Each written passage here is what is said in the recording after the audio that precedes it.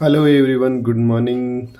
कैसे हैं आप सभी लोग? सभी बच्चों का हार्दिक स्वागत है एक बार फिर से हमारे यूट्यूब चैनल विद्या करियर इंस्टीट्यूट पर। और सभी बच्चों का एक बार फिर से मैं ध्यान आकर्षित करना चाहता हूं कि दीपावली की छुट्टियां अच्छे से व्यतीत हो गई हैं और साथ ही साथ एक आगाज़ हो गया है कि हाफ ईयरली जो एग्ज़ाम्स हैं वो कहीं ना कहीं तुम्हारे सर के ऊपर मंडराना शुरू हो चुकी हैं।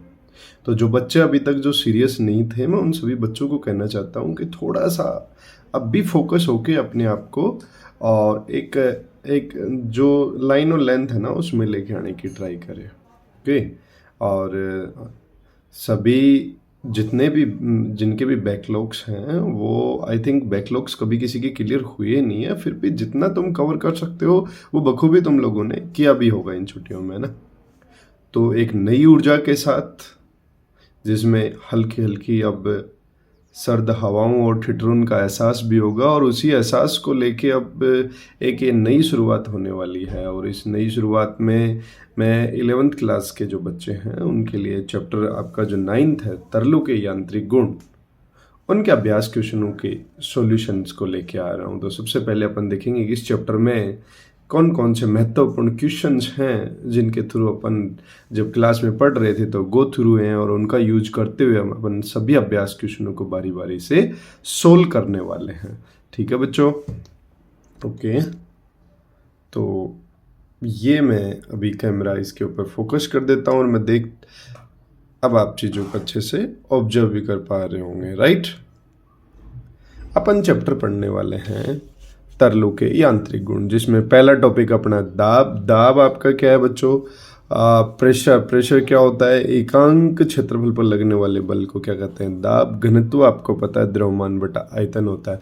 एच ऊंचाई के द्रव स्तंभ का दाब, एच ऊंचाई के द्रव स्तंभ का दाब आपका हो गया P equal to rho g h, right?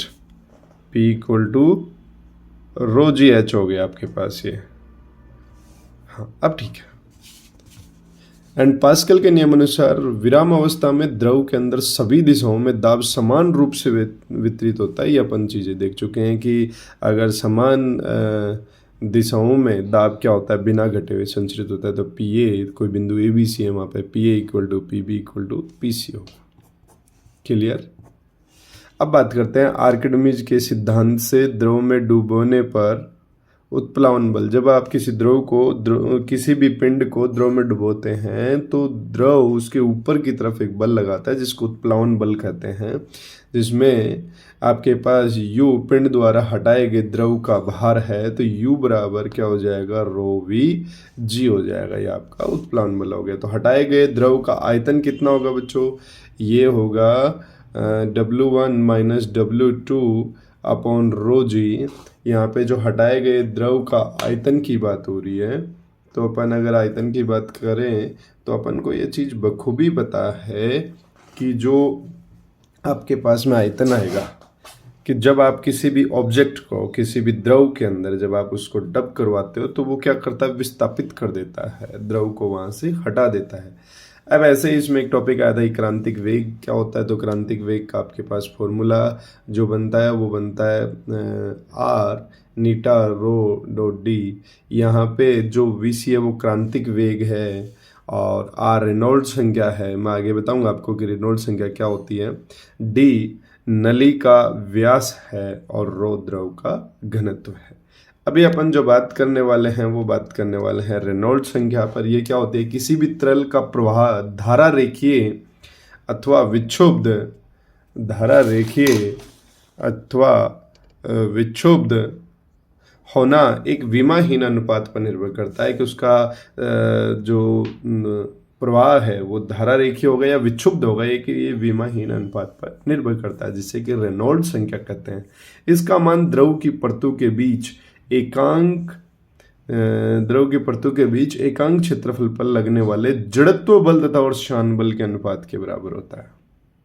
ठीक है, कि द्रव की परतों के बीच के एकांक क्षेत्रफल बल कितना जड़त्व बल लग रहा है और शान बल कितना लग रहा है, उनके अनुपातों के बराबर होता है, और इसे कैपिटल आर से डिनोट किया जाता है।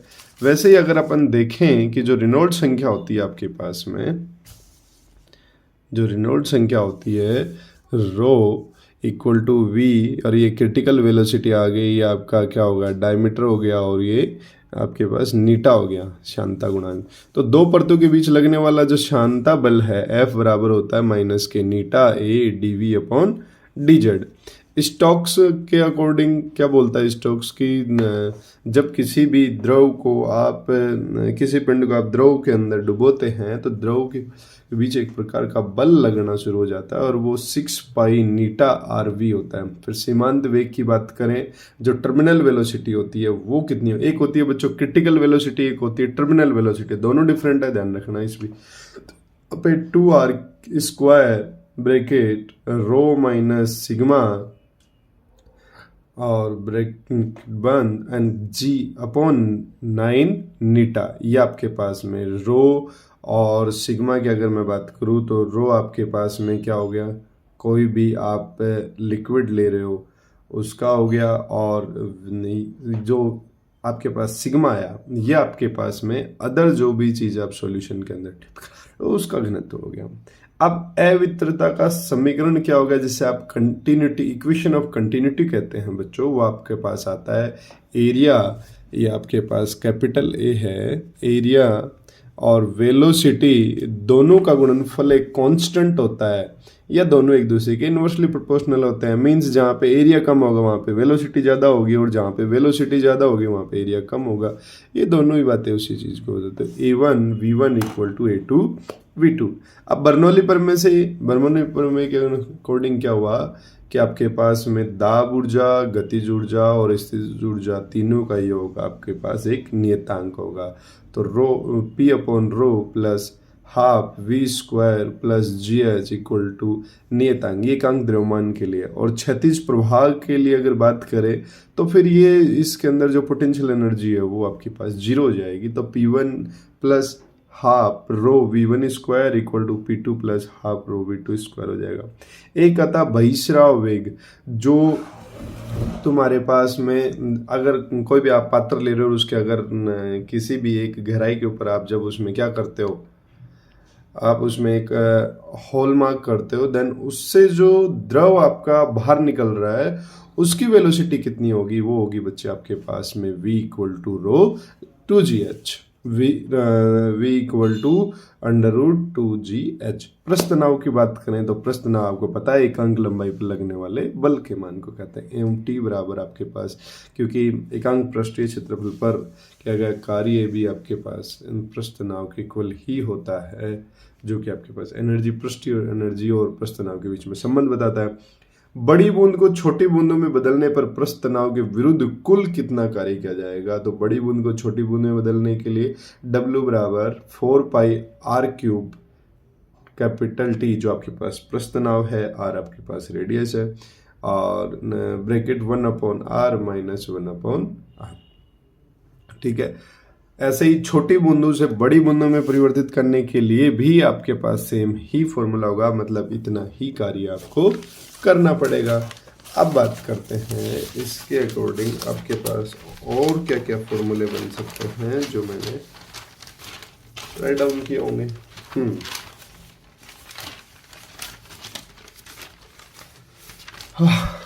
हाँ बच्चों, द्रव की बूंद में दाब आदि की कितना है, क्योंकि द्रव की बूंद में एक ही पृष्ठ होता है, इसलिए इसका आंसर हो जाएगा P equal to 2T upon R। और बुलबुले के अंदर दाब आदि के इसमें दो पृष्ठ होते हैं, इसलिए हो जाएगा 4T अपॉन R। एक बात करते हैं, केश नली में चढ़े द्रव स्तंभ की ऊंचाई कितनी होगी, तो वो होगी H equal to 2T cos theta upon R rho g होगा। ठीक है, तो ये थे बच्चों आपके जितने भी इंपॉर्टेंट आपके पास फॉर्मूले बनने चाहिए इस चैप्टर के अंदर, वो आपके पास फॉर्मूले हैं। एक कुछ ये पोइजली वगैरह के फॉर्मूले और आएंगे जो आपके इस बुक में नहीं है, बट एक दो क्वेश्चंस हैं वो मैं करवा दूंगा उसी भी आपके पास। ठीक है बच्चों, तो टेंशन वेंशन नहीं लेनी। सबसे पहले जो फॉर्मूले हैं उनको राइट डाउन करो, राइट डाउन करके इनको क्वेश्चन करने से पहले इनको एक बार इजीली देख लो, इनको लर्न कर लो, और उसके बाद में चीज़ों को समझो। ठीक है, ओके बच्चों, अब शुरू करते हैं अपन क्वेश्चन, और जो क्वेश्चंस हैं वो मैं 2 पार्ट में करवाने वाला हूँ, first part and second part. और फर्स्ट पार्ट में अपन जितने भी फॉर्मूला बेस्ड क्वेश्चन हैं, लाइक इस चैप्टर के अंदर टोटल 20 क्वेश्चन है, जिनमें 10 क्वेश्चन हैं वो डायरेक्टली फॉर्मूला बेस्ड हैं, 11 to 20। तो अपन सबसे पहले उनको करेंगे, और वो भी अपोजिट वे में 20, 19, 18 ऐसे करके, और फिर अपन बाकी के क्वेश्चंस करेंगे जो थ्योरेटिकल पार्ट होंगे वो थर्ड सेकंड में करेंगे। ठीक है, तो चलिए। हाँ बच्चों, सभी बच्चे अपने पेन कॉपी लेके अपने हाथ में और शांति से बैठ जाएंगे। और जो अपनी एनसीईआरटी की बुक है उसका क्वेश्चन नंबर 20 सभी बच्चे अपनी बुक में बुक चैप्टर 9 ओपन करके, और उसमें क्वेश्चन नंबर 20 को रीड करो बच्चे मेरे साथ में। एक 5 mm त्रिज्या की किसी साबुन के विलयन के बुलबुले के भीतर दाब आदि के क्या है। आपसे दाब आदि के पूछा है। 20 डिग्री सेल्सियस ताप पर साबुन के विलयन का पृष्ठ तनाव 2.50 इंटू 10⁻10⁻2 न्यूटन पर मीटर है। यदि इसी विमा का कोई वायु का बुलबुला 1.20 आपेक्षिक घनत्व के साबुन के विलयन से भरे किसी पात्र में 40 सेंटीमीटर गहराई पर बनता है, तो इस बुलबुले के भीतर के दाब क्या होगा ज्ञात कीजिए। जिसमें आपको एक वायुमंडलीय दाब जिसकी वैल्यू 1.01 इंटू 10⁵ पास्कल आपको गिवन है। तो ये क्वेश्चन बच्चों मेरे साथ में आपने जो रीड किया है, इसमें अपन देखते हैं कि अपन को क्या क्या चीज़ें इसमें गिवन है। चलो, यहाँ पे मैंने तुम बच्चों के लिए कुछ चीज़ें हैं ना वो पहले से राइट डाउन की हैं, ताकि तुम बच्चे इसमें परेशान होने की ज़रूरत नहीं है। ठीक है, तो इसमें अपन चीज़ें जानने की कोशिश करते हैं कि अपन को क्या क्या गिवन है। तो इसमें अपन को बुलबुले की त्रिज्या गिवन है बच्चे 5 mm, जिसको अपन मीटर में चेंज कर लेंगे तो ये अपने पास में हो गई 5 इंटू 10⁻³ मीटर। विलयन का प्रस्थ तनाव दे रखा है T 2.5 इंटू 10⁻² न्यूटन पर मीटर। विलयन का अपेक्षिक घनत्व दे रखा है रो प्राइम दे रखा है अपन को 1.2, और विलियम का जो घनत्व है रो, वो आपको पता होना चाहिए कि आपेक्षिक घनत्व 2 घनत्वों का अनुपात होता है, जिसमें अभी इसमें वाटर का घनत्व है और विलियन जो आपके पास इसमें दूसरा सॉल्वेंट मिला है उसका, तो इन दोनों का दे रखा है। तो दोनों इसको जब आपेक्षिक होता है वो क्या उसका और तुम्हारे जल दोनों का मल्टीप्लिकेशन किसका आ जाएगा, विलियन का खुद का आ जाएगा, वो आ जाएगा 1.2 इंटू 10⁻³ kg पर मीटर क्यूब। बुलबुले की गहराई आपको 40 सेंटीमीटर दे रखी है बच्चों, जिसको अपन मीटर में चेंज करके 0.4 मीटर लिख सकते हैं। फिर आपके पास पास्कल दे रखा है, और एक सेकंड बच्चों,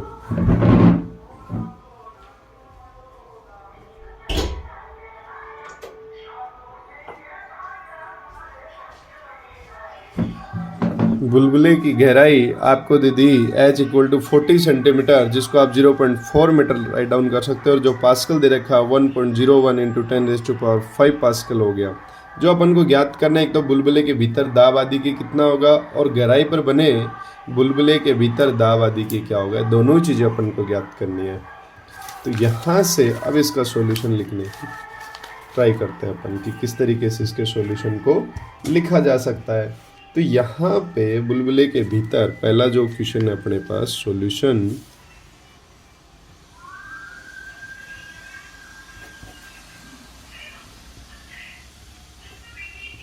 बुलबुले के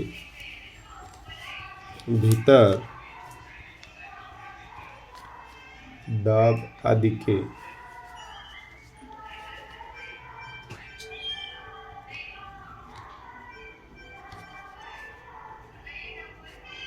PT बराबर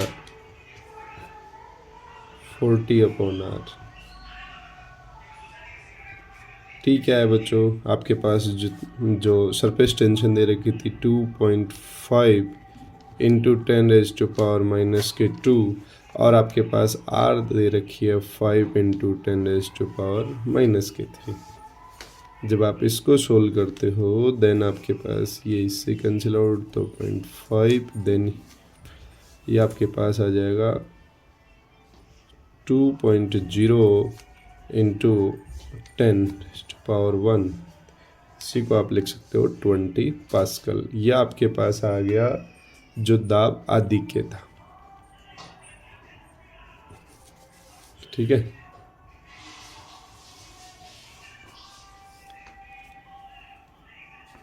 अब बात करते हैं दूसरा जो अपने पास था कि भैया ये तो आपके पास क्या हो गया, बुलबुले के भीतर दाब आदि क्या हो गया। अब सेकंड बात ये कर रहा था कि 20 डिग्री सेल्सियस टेम्परेचर पर साबुन के विलयन का प्रस्थ नाव ये है, तो इसी विमा का कोई वायु का बुलबुला अगर 1.2 अपेक्षित घनत्व के साबुन के विलयन में अगर डुबो जाए तो उस गहराई पर कितना होगा।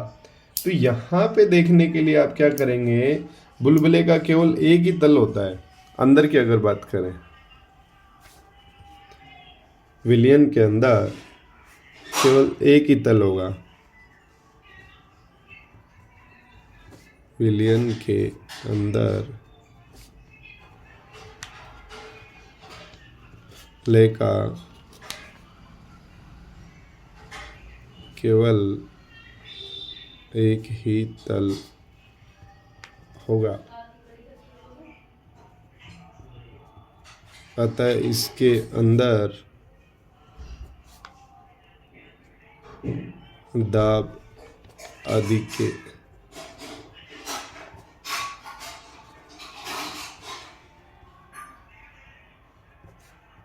आपके पास 2T/, देखो बुलबुले के भीतर दाब आदि की बात हो रही थी, तो ये सरफेस वाला था। उस केस के अंदर जब अपन देख रहे थे तो वहाँ पे दो तल थे, लेकिन यहाँ अंदर की बात करेंगे तो एक ही तल होगा। तो यहाँ पे दाब आदि कितना हो जाएगा, 2 इंटू सरफेस टेंशन अपने पास थी 2.5 इंटू 10⁻⁻2 अपॉन 5 इंटू 10⁻⁻3। जब अपन इसको सोल्व करते हैं तो वहाँ पे 4 था इसलिए 20 आया, तो यह आ जाएगा 10 पास्कल। ठीक है। अब बात करते हैं कि तुम्हारे पास में बुलबुले की गहराई पर उसके बाहर दाब आदि की कितना होगा। ठीक है, तो विलयन की गहराई बुलबुले की गहराई पर उसके बाहर दाब। अब बुलबुले की गहराई पर उसके बाहर दाब कितना होगा, यह आपको गेज दाब और जो टोटल दाब, जैसे गहराई बढ़ेगी वैसे वैसे इसका दाब भी बढ़ता चला जाएगा। तो यहाँ पे अगर दाब की बात करेंगे वो हो जाएगा बच्चों वायुमंडलीय दाब प्लस द्रव स्तंभ का दाब। ठीक है, तो इसकी बात करें पी आउटसाइड तो हो जाएगा PA प्लस ρGH। तो पी आउटसाइड ये तो आपको पता है वायुमंडलीय दाब 1.01 टू 10⁻⁵ और प्लस ये आपके पास रो कितना आ जाएगा, रो आपको दे रखा है 1.2 इंटू 10⁻3। जी आपको दे रखा है 9.8 और H आपको दे रखा है 0.4। यहाँ से पी आउटसाइड का जब आप कैलकुलेशन करेंगे तो ये लगभग आता है 1.057 इंटू 10⁻⁵, और जिसको आप ऑलमोस्ट लिख सकते हैं 1.06 10⁻⁵ पास्कल। ये आपके पास में बुलबुले की गहराई पर उसके बाहर का दाब आ गया। तो बुलबुले के भीतर कितना हो जाएगा, भीतर होगा भैया वो आउटसाइड और तुम्हारे पास दाब आदि के दोनों को ऐड कर दो। बुलबुले के भीतर दाब यहाँ पे कितना हो जाएगा, ये आ जाएगा आपके पास इनसाइड बोले तो एक तो आउटसाइड वाला प्लस आपके पास में आदि के दोनों ऐड हो जाएंगे। तो इसमें अगर दोनों को ऐड करेंगे अपन PI तो ये हो जाएगा आपके पास में, देखो 1.06 इंटू 10⁻⁵ तो ये रहा, प्लस आपके पास दाब आदि के कितना आया था 10 ये रहा। ठीक है, दोनों को ऐड कर दो, यहाँ से आपके पास जो PI आएगा वो आ जाएगा 1.06 प्लस 10 हो गया ना, तो ये हो जाएगा आपके पास, देखो 10 तो ये हो गया, और ये ऑलमोस्ट आपके पास जो बन जाएगा 10 और 1 हो जाएगा 11। और अगर मैं इसकी सिंपल केस में अगर इसकी मैं बात करूँ तो देखो 10 रेज टू, ये आपके पास 1.06 into 10 raise to power 5 plus 10, ये तो आपका बहुत बड़ी क्वांटिटी होगी ना। इसमें नॉर्मल से 10 ऐड करने पे क्या ही होगा, तो इसमें कोई फ़र्क पड़ने वाला नहीं है। तो ये ऐसे कैसे रह जाएगा 10 रेज टू पावर 5 पास्कल, ठीक है। तो ये आपके पास प्रॉपर इसका आंसर हो जाए क्वेश्चन नंबर 20 का। आप बच्चे देख सकते हैं कि अपन को क्या क्या इसमें गिवन था। बुलबुले की त्रिज्या, विलियन का प्रस्थनाव, विलियम का अपेक्षी घनत्व, विलियम का घनत्व, बुलबुले की गहराई, ये सारी चीज़ें, और जो वायुमंडलीय दाब है ये अपन को दे रखा था। यहाँ पे दो चीज़ें अपन से पूछी थी, बुलबुले के भीतर का दाब आदि के, गहराई पर बने बुलबुले के भीतर का दाब। तो अपन ने बारी बारी से क्वेश्चन को देखा। ये थोड़ा बड़ा क्वेश्चन भी था और लेंथी भी था। तो बुलबुले के भीतर दाब आदि की बात करेंगे। जब वो सरफेस पे था तो उसके दो सतह थी, तो इस कारण वो हो गया 40/r, जो यहाँ से दाब आदि के 20 पास्कल। और जो विलियन के अंदर बुलबुले एक ही तल की बात करें तो इसके अंदर दाब आदि हो जाएगा, उसमें सिंगल सरफेस होती है, 2T/r हो गया यहाँ से पीता। बुलबुले की गहराई पर उसके बाहर दाब की गणना करेंगे तो उसमें वायुमंडलीय दाब को द्रव स्तंभ के दाब के साथ ऐड कर देंगे, तो अपने पास P0 आ जाएगा। उसकी वैल्यू बस करीबन 1 आपके पास आई 1.06 into 10 raise to power 5 pascal. फिर बुलबुले के भीतर दाब आदि की बात कर रहे हैं, तो दाब की बात कर रहे हैं तो उसमें जो जितना भी दाब आदि के हुआ वो उसमें ऐड कर देंगे बाहर वाले में। तो ये ऑलमोस्ट आपके पास 1.06 और 5 पे आएगा, ठीक है बच्चों। तो ये था आपका क्वेश्चन नंबर 20, जिसको अपन ने अच्छे से ईजी वे के अंदर सोल्व कर लिया है। गुड। अब बात करते हैं क्वेश्चन नंबर 19 की। और क्वेश्चन नंबर 19 को मैं, देखो आप अपनी बुक में क्वेश्चन नंबर 19 को जब आप देखोगे तो इसमें आपको क्या क्या चीज़ें बताई गई हैं। देखो ये आपके पास है क्वेश्चन नंबर 19, और इसमें बताया गया है कि 3 mm त्रिज्या की किसी पारे की बूंद के भीतर कमरे के ताप पर दाब क्या होगा।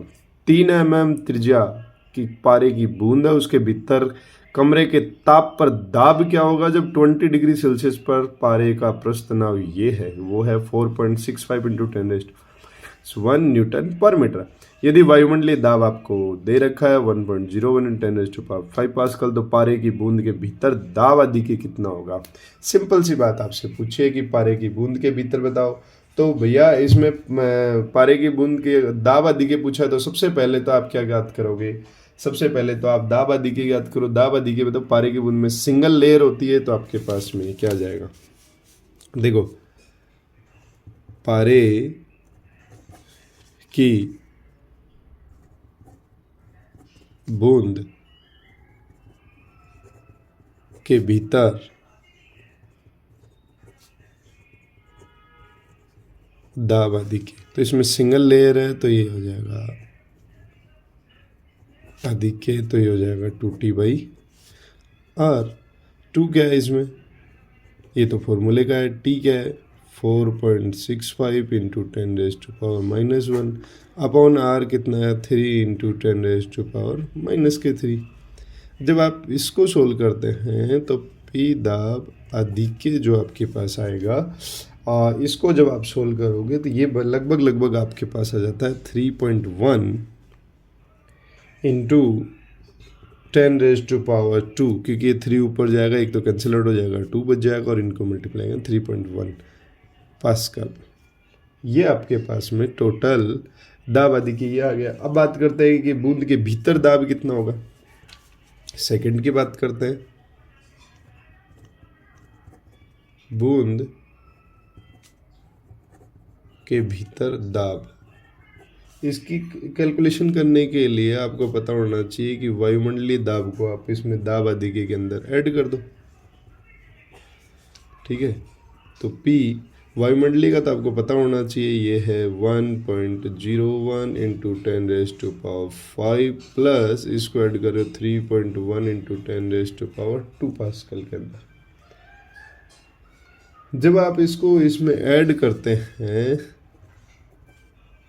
तो अगर मैं इसको 5 बनाऊं तो भी ये उसी में ही जाएगा, तो ये हो जाएगा 1.01 इंटू 10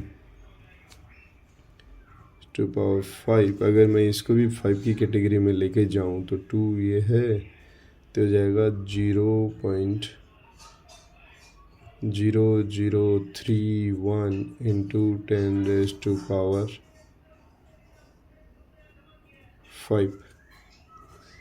पास्कल। जब इन दोनों को आप ऐड करोगे तो हो जाएगा 1.013 टू 10⁻⁵ पास्कल। ये आपके पास करेक्ट आंसर है। ठीक है, तो आपके पास ये क्वेश्चन नंबर 19 जो आपके पास ये रहा। आप इसको इजीली देख सकते हैं कि इसमें दो चीज़ें पूछी है, एक तो पारे की बूंद के भीतर दाब आदि की, दूसरा बूंद के भीतर दाब। तो पहले दाब आदि के याद कर लो। इसमें सिंगल लेयर होगी तो 2T/R आ जाएगा। T सरफेस टेंशन आपको गिवन है, रेडियस आपको गिवन है। सोल के दाब आदि के आ गया 3.1 इंटू 10⁻²⁵ पास्कल। बूंद के भीतर दाब की बात करें तो P बराबर हो जाएगा आपके पास जो वायुमंडलीय दाब है वो, उसको ऐड कर दो उसमें। यहाँ पे देखते हैं कि जब पावर एक में 2 और एक में 5 है तो ऐड नहीं होगा, इसलिए अपन ने 2 वाले को 5 में कन्वर्ट किया तो इसमें डेसिमल के नंबर बढ़ा दिए और ये 5 हो गया। इक्वल पावर होने पे ये ऐड हो गया और आपके पास 1.013 इंटू 10⁻⁵ पास्कल आपके पास आंसर आ गया। अब नेक्स्ट क्वेश्चन की अगर अपन बात करें तो इसमें क्या दे रखा है, देखो पहले तो आप इस क्वेश्चन को देख लो। जो बच्चे लिखना चाहते हैं वो लिख लो और जो सोल्व कर रहे हैं, चीज़ों को समझ रहे हैं, वो बच्चे समझने की भी कोशिश करो बच्चों। ठीक है, अब बात करता हूँ मैं क्वेश्चन नंबर आपके पास जो नेक्स्ट क्वेश्चन है बच्चों, वो है क्वेश्चन नंबर आपका 18। इसमें आपको 3 प्रकार की पतली द्रव फिल्म दिखाई गई है, जिनमें तीनों का ही अगर मैं किनारे की बात करूँ तो तीनों में 40 सेंटीमीटर आपको दे रखा है और आपके पास में पतली द्रव फिल्म का भार जो इसमें लटकाया गया है वो आपको गिवन है 4.5 इंटू 10⁻⁻² न्यूटन का छोटा वाला भार। तो ये बताया गया कि बी और सी में बनी इसी द्रव फिल्म में इसी ताप पर कितना भार संभाल सकती है। पहले तो आप मुझे एक चीज़ बताओ, यहाँ पे इन तीनों ही केस के अंदर देखो ये क्वेश्चन आपके अपने पास में ये वाला है कि आपको 3 फिल्म दिखाई गई हैं, 1, 2 और 3। तीनों की ही किनारे की जो लेंथ है वो इक्वल है 40 सेंटीमीटर, 40 सेंटीमीटर, 40 सेंटीमीटर। तो तीनों परिस्थितियों के अंदर फिल्म के निचले किनारे की लंबाई है ना वो समान है। ठीक है, तो 40 सेंटीमीटर किनारे पर फिल्म का प्रस्थ नाव जो बल होगा वो भी क्या होगा, इक्वल ही होगा। F=T/L भी समान होगा। अतः लटकाए गए भार का प्रत्येक दिशा में समान बल संतुलित करेगा। अतः जो भार होगा वो भी समान ही रहेगा। अर्थात यहाँ पे बी व सी के केस में भी भार कितना रहेगा आपके पास 4.5 इंटू 10⁻⁻² न्यूटन ही संतुलित करेगा। मतलब अगर आपके पास किनारे की लेंथ अगर इक्वल है तो सरफेस टेंशन में जो प्रस्थ ना लगाया गया वो भी इक्वल होगा। तो आपके पास लटकाए गए भार का मान भी क्या होगा बच्चों, एक समान ही होगा। तो यह आपके पास था क्वेश्चन नंबर 18। लिखने का तरीका देख लो, तीनों को ऐसे जो भी फिगर बनाए गए वो बनाने हैं। फिर 3 लिखो, यहाँ पे तीनों ही परिस्थितियों में फिल्म के निचले किनारे की लंबाई 40 सेंटीमीटर जो कि समान है। इस केस में प्रस्थ नाव के बल जो आपके पास प्रस्थ नाव के कारण जो बल लग रहा है F=T/L ये भी समान होगा और लटकाए गए भार को यही बल क्या करेगा, संतुलित करेगा। तो इस केस के अंदर जो कि सभी दिशाओं में समान है, तो इसी दशा में मतलब हर अलग अलग जो भी तीनों कंडीशन है उनमें समान, तो लटकाए गए भार भी यही रहेगा जो पहले वाले में दिखाया गया 4.5 इंटू 10⁻⁻² न्यूटन, यही संतुलित होगा। ठीक है, ये था बच्चों आपके पास क्वेश्चन नंबर 18। अब बात करते हैं क्वेश्चन नंबर आपके पास 17 की। इसमें आपको क्या क्या दिया है, एक बार आप इस क्वेश्चन को भी अच्छे से देख लो। इसमें आपको एक यू आकार के किसी तार को साबुन के विलयन में डुबोकर बाहर निकाला गया है, जिससे उस पर एक पतला साबुन की फिल्म बन गई है, पतली सी। इस तार के दूसरे सिरे पर फिल्म के संपर्क में एक फिसलन वाला हल्का तार लगा है जो 1.5 इंटू 10⁻⁻² न्यूटन भार को संभालता है, जिसमें इसका अपना भार भी सम्मिलित है। फिसलने वाले तार की लंबाई 30 सेंटीमीटर है, तो साबुन की फिल्म का प्रस्थ नाव क्या होगा। आपको ये चीज़ें इसमें दे रखी हैं। तो सबसे पहले आप जो समझेंगे कि इसमें अपन को गिवन क्या क्या है।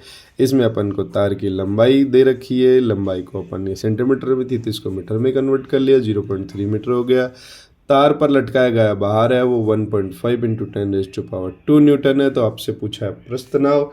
अब इस केस के अंदर जब आपसे ये प्रस्थ नाव पूछ रहा है तो फिल्म में 2 पृष्ठ हैं, ठीक है। सबसे पहले आप इस बात को ध्यान रखो कि फिल्म में 2 पृष्ठ, ठीक है। अतः जो टोटल बल लगेगा वो होगा 2F1। इसको आप ऐसे लिख सकते हो, 2 बल को क्या लिख सकते हो, प्रस्तावकरण बल को प्रस्ताव इंटू लेंथ लिख सकते हो, ठीक है। और यही जो बल है वो भार को क्या करता है, संतुलित करता है। यही बल भार को संतुलित करता है, ठीक है। तो आप लिख सकते हो यहाँ पे इजीली 2TL बराबर आपके पास W। तो यहाँ से आपका पूछा है प्रस्ताव T, तो हो जाएगा W/12।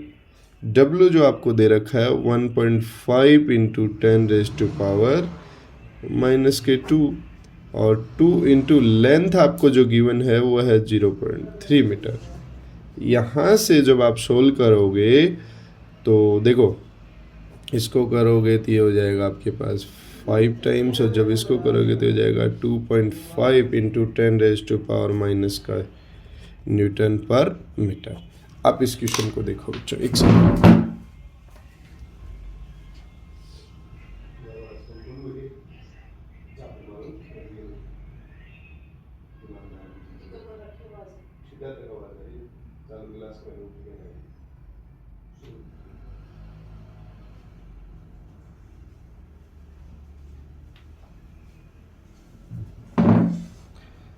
हाँ बच्चों, ये आपके पास क्वेश्चन नंबर 17, जिसमें आपको दिया है कि यू आकार के तार की नली है, उसकी लंबाई आपको 30 सेंटीमीटर दे रखी है, जिसको आपने मीटर में चेंज कर लिया। तार पर लटकाया गया एक भार है 1.5 इंटू 10⁻² न्यूटन। प्रस्थ नाव आपको इसमें ज्ञात करना है। तो सबसे पहले अपन देखेंगे जो फिल्म बन रही है उसके 2 पृष्ठ होते हैं, 2 पृष्ठ होते हैं, इसलिए ये 2F1 मतलब बल होगा वो 2F1 के इक्वल होगा आपके पास, और यही भार होगा 2TL, यही इसके भार को भी बैलेंस करेगा। तो यहाँ से अपन इजीली सरफेस टेंशन को कैलकुलेट कर सकते हैं प्यारे बच्चों, ठीक है। यहाँ तक किसी बच्चे को कोई दिक्कत है तो बोलो, ठीक है। अब बात करते हैं अपने नेक्स्ट वाले क्वेश्चन की, और नेक्स्ट वाला क्वेश्चन है वो आपके पास ये रहा। देखो, किसी स्प्रे पंप की बेलनाकार नली की अनुप्रस्थ काट का क्षेत्रफल आपको 8 सेंटीमीटर स्क्वायर दे रखा है। इस नली के एक सिरे पर 1 mm व्यास के 40 सूक्ष्म छिद्र दिए गए हैं। यदि इस नली के भीतर द्रव के प्रवाहित होने की दर 1.5 मीटर पर मिनट है तो छिद्रों से होकर जाने वाले द्रव का निष्कासन चाल ज्ञात करनी है अपन को, ठीक है। तो इस क्वेश्चन में अपन देखते हैं कि अपन को क्या क्या चीज़ें तो उसने गिवन है और क्या चीज़ें अपन को निकालनी है। तो सबसे पहले अनुप्रस्थ काट का क्षेत्रफल जो दे रखा है, सिंपल सा जो बेलनाकार नली है उसका अनुप्रस्थ काट क्षेत्रफल दे रखा है A1 8 सेंटीमीटर, उसको मीटर में चेंज करोगे तो 8 इंटू 10⁻⁻⁴ मीटर हो जाएगा। व्यास आपको दे रखा है 1 mm, जिसको आपने त्रिज्या इसकी हो जाएगी हाफ, तो ये हो जाएगा 0.5 mm, जिसको आपने मीटर में चेंज कर लिया, 0.5 इंटू 10⁻⁻³ मीटर हो गया। अब छिद्रों का कुल क्षेत्रफल ज्ञात करेंगे। यहाँ टोटल जो छिद्र हैं वो 40 हैं, तो यहाँ पे जो छिद्रों का कुल क्षेत्रफल A2 आएगा वो आ जाएगा n और पाई r स्क्वायर। तो 40 इंटू पाई की वैल्यू 3.14 इंटू r 5 इंटू ये आ गई। इसको जब सोल्व किया तो A2 बराबर हो गया 3.14 इंटू 10⁻⁵ मीटर स्क्वायर हो गया। नली में द्रव के प्रवाहित होने की दर आपको दे रखी है 1.5 मीटर पर मिनट, तो मिनट का इसमें डिवाइड कर देंगे तो सेकंड में हो जाएगा, ये हो जाएगा 0.025 मीटर पर सेकंड। अब इस क्वेश्चन के अंदर जो आगे अपन को चीज़ें सोल्व करनी है वो क्या है,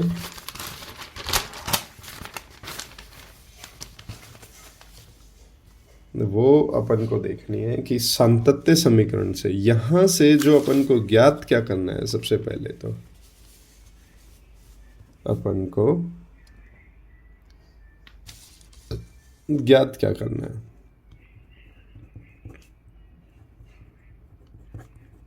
ज्ञात करना है। यहाँ से जो अपन को ज्ञात करना है वो ज्ञात करना है V2। तो यहाँ से आप जानते हो सातत्य समीकरण से या अविरतता सिद्धांत से ये चीज़ें आप क्या जानते हो, A1 V1 बराबर A2 V2। तो यहाँ से अपन को चाहिए भैया V2, तो V2 हो जाएगा A1 V1 अपॉन A2। ये लो भैया, V2 क्या हो जाएगा, A1 आपके पास दे रखा है, कितना हुआ है 8 × 10⁻⁻⁴ इंटू V1 दे रखा है 0.025 और A2 दे रखा है 3.14 इंटू 10⁻⁻⁵। यहाँ से जो V2 कैलकुलेट होके आ रहा है वो आएगा आपके पास 0.636, ठीक है, मीटर पर सेकेंड। तो ये आपके पास में 0.3636 टोटल, ये देख लो आराम से, ठीक है। सिंपल सा था, क्या संतत समीकरण आनी चाहिए। A1 दे रखा है, A2 दे रखा है, V1 दे रखा है, तो सिंपल सी बात है V2 इजीली निकल जाएगा, ठीक है। अब बात करते हैं क्वेश्चन नंबर 15 की। देखो क्वेश्चन नंबर 15 के अंदर आपको दो फिगर दे रखे हैं और दोनों फिगरों में आपको दिखा रखा है कि एक पाइपलाइन है जिसका कहीं पे एरिया ज़्यादा है और कहीं पे एरिया कम है। तो A और B दो केसेस दे रखे हैं। केस फर्स्ट के अंदर अगर मैं बात करें तो जहाँ पे एरिया कम है वहीं पे दाब, लिक्विड का दाब ज़्यादा दिखा रखा है, और बी है उसके अंदर कम दिखा रखा है। अब इस केस के अंदर देखें तो सिंपल सी बात है कि अनुप्रस्थ जो परिच्छेद का क्षेत्रफल है, यहाँ पे ए मान के चलते हैं, वेग को वी और दाब को अगर पी माने, तो इस केस के अंदर देखें तो अपन को यहाँ पे अगर मैं बर्नौली से भी जाऊँ या फिर पास्कल के सिर्फ जाऊँ तो यहाँ पे मैं देख पाता हूँ कि जहाँ पे क्षेत्रफल कम है वहाँ पे वेलोसिटी ज़्यादा होनी चाहिए और वहाँ पे दाब क्या होना चाहिए, आपका कम होना चाहिए। लेकिन चित्र एक के अंदर आप देखेंगे कि जल का दाब है ना वो संकरे एरिया के अंदर ज़्यादा है, जबकि यहाँ तो कम होना चाहिए, जबकि ये यहाँ पे है। तो इसका मतलब ये चित्र आपका सही नहीं है और ये आपका सही है। तो ये क्वेश्चन नंबर 15 इस प्रकार से अपन इसको सोल्व कर पाएंगे। अब बात करता हूं मैं नेक्स्ट क्वेश्चन। इस क्वेश्चन में देख लो, फिर यहाँ पे आपके पास क्षेत्रफल कम है, इसका मतलब लिक्विड का वेलोसिटी है वो ज़्यादा होना चाहिए और ध्रुव का दाब कम होना चाहिए। तो द्रव स्तंभ की ऊंचाई है ना, वो जो गहराई है ना वो कम होनी चाहिए, लेकिन यहाँ पे ज़्यादा है। इसका मतलब ये वाला जो सिचुएशन है ये रॉन्ग है और ये वाली आपकी राइट है। ये इसका लॉजिक हो गया, ठीक है बच्चों। एंड नेक्स्ट क्वेश्चन की अगर मैं बात करूँ तो उससे पहले आप इस केस के अंदर जो आपको देखना है वो आपको देखना है कि क्वेश्चन क्या है। हाँ बच्चों, अब अपन बात करते हैं क्वेश्चन नंबर अपने पास 14 की। ये अपन ने 15 क्वेश्चन कर लिया है। 14 क्वेश्चन की अगर मैं बात करें तो इसमें एक आदर्श वायुयान के परीक्षण प्रयोग में वायु सुरंग के भीतर पंखों के ऊपर और नीचे के पृष्ठों पर वायु प्रवाह की अपन को गतियाँ दे रखी है। V1 और V2 दे रखे 70 मीटर पर सेकंड और 63 मीटर पर सेकंड। यदि पंख का क्षेत्रफल अपन को 2.5 मीटर स्क्वायर दे रखा है तो उस पर आरोपित उत्थापक बल आपसे कैलकुलेट करवा रहा है और वायु का घनत्व आपको क्या है, गिवन है। तो इस केस में अपन क्या करेंगे, ये आपके पास है क्वेश्चन नंबर 14। तो यहाँ से बर्नौली प्रमेय से अपन इजीली इस चीज़ को देख सकते हैं और यहाँ पे क्षैतिज दिशा के अंदर ही प्रवाह को बता रहा है, ठीक है।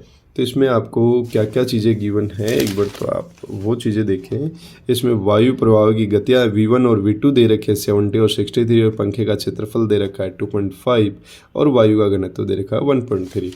तो यहाँ से अपन को ज्ञात क्या करना है, ज्ञात करना है, इसमें अपन को ज्ञात क्या करना है बच्चों, उत्थापक बल। उत्थापक बल बोले तो दोनों का दाबांतर अपन को ज्ञात करना है, ठीक है। तो उत्थापक बल सबसे पहले दाबांतर ज्ञात कर लेंगे बर्नौली से और फिर वहाँ पे अपन को पता है दाब बराबर होता है बल बटा क्षेत्रफल। तो इजीली इस चीज़ को आप कैलकुलेट कर पाओगे। तो इसको बोलेंगे उत्थापक बल। तो यहाँ से आप लिखो बर्नौली प्रमेय से,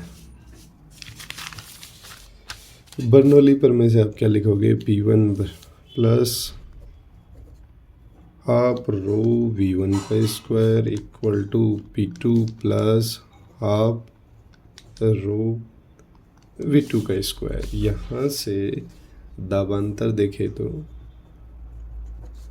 का P2 माइनस P1 और ये आपके पास में हो जाएगा हाफ रो कॉमन V1 का स्क्वायर माइनस V2 का स्क्वायर, P2 माइनस P1 बराबर हाफ रो आपको गिवन है 1.3।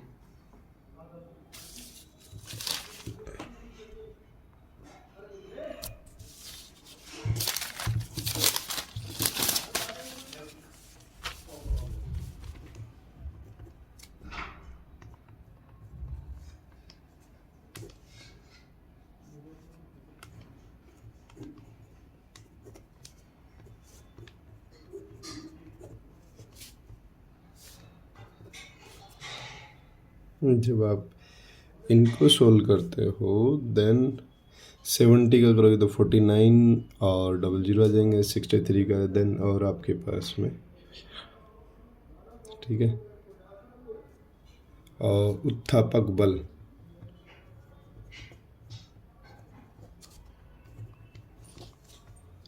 जो गिवन है वो हो जाएगा F बराबर P2 minus P1 into P।